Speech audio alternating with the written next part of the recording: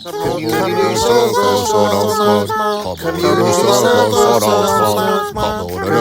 here we have a root of a Tabananth Iboga plant, otherwise known as Iboga or Iboga.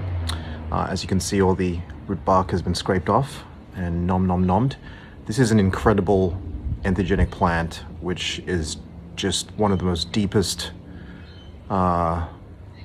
plant experiences you could ever have. Actually, I would say it's one of the most deepest experiences you could ever have as a human being in this world. And yeah, I wanted to share with you a vision that this very magical plant gave to me. Now, I'm not saying it's the future.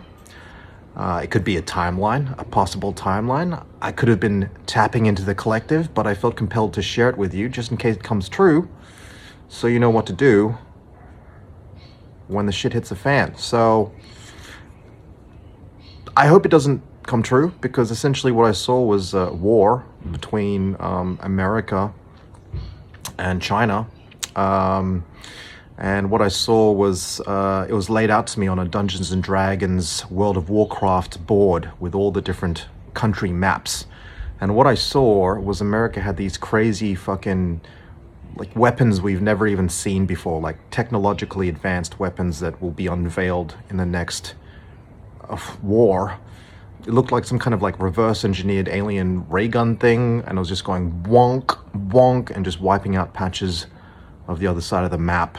And I saw these two very evil red eyes hovering over the American map, and I heard the word Ahriman sort of said over the top of it. Now, I had researched Ahriman a year ago, according to Rudolf Steiner's work, and so I looked into it again. Ahriman basically means the destructive spirit, the spirit that deceives, and the spirit of evil. It's essentially the equivalent of like Satan in Zoroastrianism, which was one of the first monotheistic religions to come into the world. And so, yeah, it was pretty full on. Also, what I saw was America had something the next level up from the nukes that they would sort of use to try and scare everyone into submission. And I think they would be considered such a danger that that's kind of the basis of how the first conflagration starts. Essentially what happens is that I saw that China won just through sheer numbers. But essentially it's a contest between Eastern fascism versus Western fascism. So it wasn't like, there's no clear good guys or bad guys. It was just like one shitty option over the other shitty option. And Iboga kind of informed me that there's not really any sides anymore, okay? There's good and bad people on both sides, but most of us are just fucking confused and misinformed and disinformed and caught up in the information warfare that's going on. But the real war, he informed me, is between fear and love, and that battle is deep inside of each of us. So essentially we're going to be drawn into our own individual tests and our individual battles. And whether you choose love or fear is really up to you. So, yeah. So, I saw that potentially Trump will die in office, and that's when J.D. Vance will take over. And that's when things will really kind of spiral.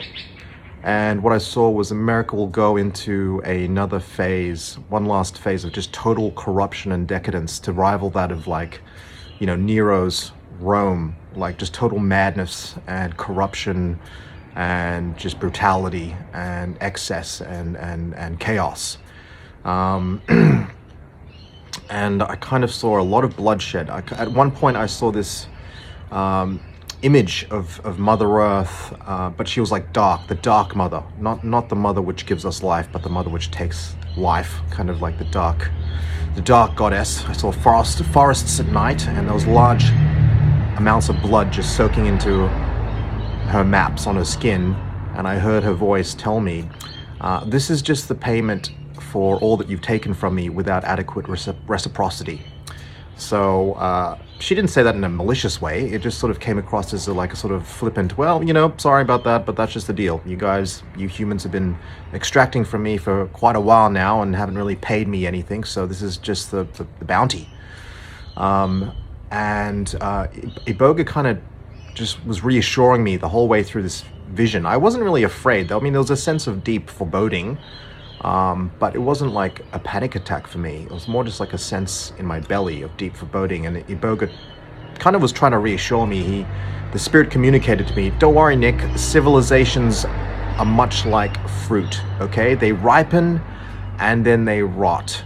And right now you guys have reached peak ripeness, and now you're going into the rot phase. And don't worry, this even happens to universes. And then he showed me like the whole process of, ripening and decay on a universe level, but it was on like this 8-bit Sega Mega Drive shitty pixel fucking graphics card level animation sort of thing. It was quite funny, actually.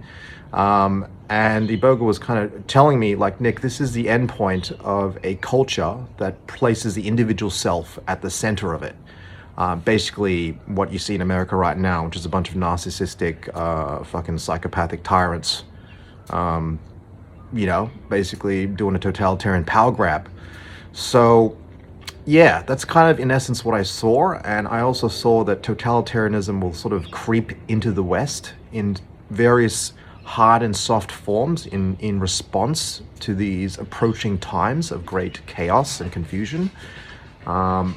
Much similar to Naomi Klein's disaster capitalism thesis in her shock doctrine book, which is where basically during times of great crisis and catastrophes, governmental systems and various other people will basically use those opportunities to buy up resources, slip in more restrictive rules and regulations, and consolidate their wealth and power, sort of just take advantage of those situations. I also saw that humanity will split into sort of two. There'll be humanity which is sort of like melding with technology and sort of becoming less human, basically. Those who sort of take on the promise of safety and security and sort of enmesh themselves with more sort of autocratic techno societies, and those of us who want to remain human and sort of decide to distance ourselves from that. And so I kind of saw that the human line will split in two, and humanity, successive generations of those people who do decide to merge with technology they'll be more on spectrum, sort of psychopathy, sociopathy, narcissism, autism. It'll sort of become degraded until sort of this line starts resembling more like alien-like drone people. So, make of that what you will. But fear not, it's not a sad story. Essentially, Iboga was showing me that all the death and bloodshed which happens in this war, that happened in my vision, was for the benefit of our evolution, because it is trying to show our species the endpoint of a dualistic us versus them, tribalistic sort of ego state, which is still a kind of early state of consciousness that most of us are still occupying. So we have to go through such an intense collective trauma, such as a mass nuclear fucking holocaust. It'll leave such an indelible mark on our collective psyche that we'll know not to go back there. So it kind of showed me thousands of years into the future, these future civilizations, which were like kind of a combination of like indigenous and technologically advanced civilizations, but they were very decentralized, and there were a number of them scattered across the globe, and they're all sort of aware of each other, but they weren't trying to, get up in each other's fucking business at all. They were just sort of allowing everyone just to coexist. They all knew that everyone was around, but they weren't trying to interfere with each other like what's happening right now in the world. And I saw actually a lot of the earth seemed to be covered in forest, and there was basically a golden age. So in the sense of deep time, this is actually a very positive vision that I had. It just is a dark vision for anyone who's stuck in the immediate future, should this come true. I'd also like to add that I saw like this huge sort of dead zone, like this kind of nuclear dead zone area where in where I guess America was, and also I think parts of the rest of the world as well. It was a bit fuzzy, and yeah, I saw that this area was to serve as a reminder and a warning to the rest of humanity of what can happen if we lose our heads and go down the path of ego and separation, and this huge zone where nothing grew, where you couldn't really enter without suffering from radiation poison. It was just a massive reminder to us all of this very nasty lesson that the human collective had to learn. So you're probably wondering, Nick, why you're telling us this fucking crazy shit. Well, look, part of my intention for doing this journey was to ask the spirits, how the fuck do I live right now as a human being without losing my fucking mind? Because in case you guys haven't noticed, shit's getting pretty crazy anyway.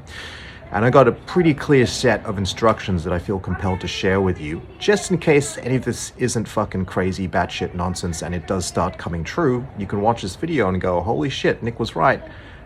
He's some kind of fucking trippin' prophet, so let's just have a listen to what he has to say. So the first thing I got told was basically you want to get out of any major center of power. You want to move out of the cities, okay? Because if shit goes down, there's no food in the cities and there's lots of people. That means that shit's going to go crazy. I mean, you'll have a temporary supply of food from like the supermarkets, but if like, you know, transportation lines break down, you know, you're kind of stranded, you know? So you want to get out of the city where there's lots of people. Otherwise, things are going to go a bit crazy. Now, as I mentioned before, what I saw in the vision was there's going to be various forms of like, you know, authoritarian governments creeping through the West as a response to basically more chaotic conditions. And this is just going to happen because a lot of people, it's already been happening for a while. Let's face it, it's been happening for a while where governments are basically taking away various individual rights that we had in order for promising us safety and security. You know, it happened during the vaccines, it happened with terrorism. And so there's sort of this sort of movement that's already been happening quite a while through the West, and you know, I'm sure you've noticed it as well. So there's this Chinese saying which basically says, the further away you are from the emperor, the less he can watch you. So I kind of got this vibe that that's what you want to do. You want to go somewhere away from major centers of power where you can't really be watched or controlled. You want to go somewhere that's a bit wild, you know, more rural, you know, somewhere where there's food and water and, you know, not so many people. Maybe it's a bit isolated. I also got, but you know, it's self-sufficient. If shit goes down and supply lines break down, you're all right, you know. The other thing I got told was to build community. Now, you have to build community because community resilience is really what's going to protect you when the shit goes down. As mentioned before, Iboga was showing me that this is really the end point of an individualistic culture, which is just basically out and out fucking conflict, and we're going to be moving into a more communal fucking way of life. So you're gonna have to start building community and learning communication skills, conflict management, all that sort of shit. Now, I didn't really get a time frame of how long this would take. I got this like sense that it would be around 2 years that it would start beginning. I got told that it would sort of go down in sort of stages, like it was actually going ka-chunk, and then, you know, some kind of cataclysm or catastrophe or crisis would happen and things would sort of go down a notch and sort of stabilize for a while, and then it go ka-chunk and then keep going down. So it kind of showed me that there'll be levels to the decline. But essentially I got this message or a feeling that it would be around 2 years when things start going down. So you basically have 2 years to make as much money as possible. You also have 2 years to basically get as much fucking healing done as possible, okay? There's gonna be a time when perhaps you don't have the freedom or the resources or the time to actually go do a fucking ayahuasca retreat or go do psychotherapy or go do a vision quest. All right, the next 2 years you want to do as much of that stuff as possible because you might have to go into survival crisis mode. Okay, the other thing is you want to get as fit, strong, and healthy as possible in the next 2 years. All right, because if you have a serious medical condition that hasn't been resolved, and then all of a sudden fucking shit hits the fan, it's going to be very hard, you know. Not all of us are going to make it, all right? Natural selection has not happened to the human species for a very long time. So, you know, there's a lot of dead wood out there. And, you know, I was kind of shown that this is going to be a cleansing. And the other thing I was told was that this is about adaptability, all right? Those of us who can let go of the old world and move into the new and not cling to the way things were are more likely to survive. The more you cling to an old way of being, the more you're going to just be sort of, you know, dropped as dead weight. So, you know, in with the old, out with the old, in with the new. So it's all about letting go and moving in with the new stuff. So the other thing I got shown was that this way of being that we're moving into now it's not about the mind, okay? In the past, reasoning and deductive logic and thinking That was the most primary ability that we had to move through the world. But we're moving into a time now where that's not really relevant as much anymore, because no one can really tell what's real, what's fact, what's deep fake, what's AI generated shit. You know, everyone's just lost in this fucking sea of information warfare bullshit.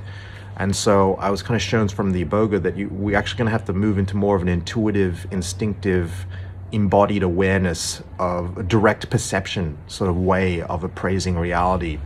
And this is more of a feminine, intuitive way of being. We're coming out of the masculine thinking, planning, strategizing into more of the female, intuitive, instinctive knowing. And that's an ability that we're going to have to trust, and potentially in the future, extrasensory ability is going to turn on as well. This sounds crazy, but that's what I saw. So the other stuff I got told was, look, you need to get some basic survival skills. A lot of us are pretty useless in the world, let's face it, right? A lot of us are very over-domesticated. We're kind of the equivalents of labradoodles, you know, and basically we're gonna have to learn how to survive. You know, we're gonna learn how to hunt, grow your own food, do whatever you can to learn how to be like, do shit, you know, which a lot of us don't know how to do. You want to get as self-sufficient as possible within a community setting. So there might be new ways of having to navigate the economy, you know, outside of the money economy, which could potentially collapse when AI comes in and the digital currency, if that seems to pass. So stuff like bartering systems, or like, you know, shared economy, gift economy, those sorts of ideas have to be explored, because essentially, you know, you can't make it alone. That was the overriding message that I was given from the Iboga. We're not individual, independent beings in this world. We're actually deeply interconnected, and we've been living in this state of separation. And the end point of that is, according to this vision, a fucking total shit show. So yeah, you're gonna have to start investing in that. Because the thing is, guys, if shit hits a fan, unless you're a super uber rich fucking tech oligarch wanker, you're gonna get hit pretty hard. This is why, you know, a lot of us are gonna be forced into community living, not out of like some kind of hippie utopian, oh, I can't wait to live with other hippies and intentional, like, it's just gonna be because that's the only way that you can survive as someone who doesn't have radically huge amounts of money. So this is why it's going to be very important to start exploring these community-based alternative economies on a grassroots level. Also, guys, if we really have 2 years left or thereabouts, fucking enjoy life, all right? Enjoy late-stage capitalism to the hilt as much as possible, okay? Enjoy the fruits of this crazy fucking modernity that we've created off the back of horrible extractive practices, because this shit might not last much longer. So fucking tick off that bucket list. Do what you can do. Enjoy every fucking coconut water cocktail martini fucking thing you drink, you know? Enjoy every fucking burrito that you eat, you know, because you don't know when it's going to be around for much longer. And finally, the last thing which Iboga told me was, get off your fucking phones. This is ironic because I'm on a phone right now, you watching me, but he really just seemed to tell me that the phone is one of the main ways that it's going to start really scrambling with our minds and upsetting us, all right? It's already been happening for a while. The phones are technically making us dumber. This has been proven by the science, destroying our attention span over the last few years from 12 seconds to 8 seconds due to short form video content. You want to get off the phones as much as possible, because this is how they're going to spread. This is how the fucking disease is going to be spread, the fucking mind virus. So you want to start limiting your phone use. Now, you have to work out how much you actually need to use your phone, like to know what's basically going on, and also how much of it is just like indulgent, you know, like how much of the car crash do you really need to look at? I guess that's what we need to work out. Like, it's good to know, I think, the basic idea of what's going on, but do you need to know every single detail? So yeah, that was my crazy Iboga vision that I had. One last thing, I don't know if it's worth mentioning, but several other people had very similar visions to me in the group, okay? So 3 other people that I know who've had variations on the World War III vision. So I don't know if that means that we're all tapping into the collective psyche of what's in the air right now, or it was a genuine intuitive download of what's brewing in behind the scenes. But look, I don't want this to get you down, okay? I know we're in a spiritual battle between the forces of darkness and light, between fear and love, but everything is just a simulation anyway, right? So just chill out and don't worry about it. It's just World War III.